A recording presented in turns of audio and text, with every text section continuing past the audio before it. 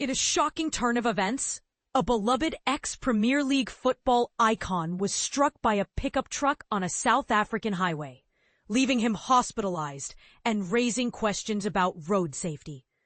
Abdeslam Ouaddou, a former Premier League star, found himself in the midst of a harrowing ordeal when he stopped to assist victims of a car crash. Little did he know, his act of kindness would lead to a life-threatening situation.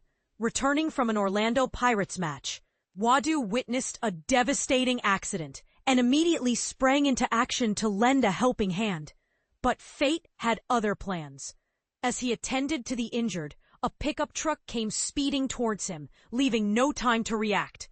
The impact was severe, sending Ouaddou to the hospital. His selfless act turned into a nightmare, highlighting the dangers that lurk on our roads. And this is the part most people miss. Road safety is a collective responsibility. While Ouaddou's actions were commendable, it raises important questions about the measures in place to protect pedestrians and Good Samaritans. But here's where it gets controversial.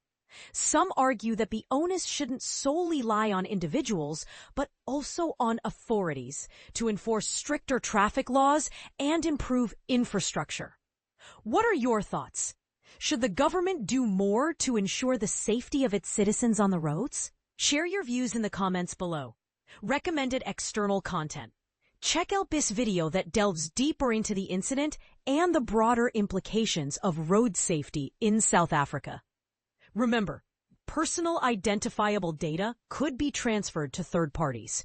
Read our privacy policy for more information.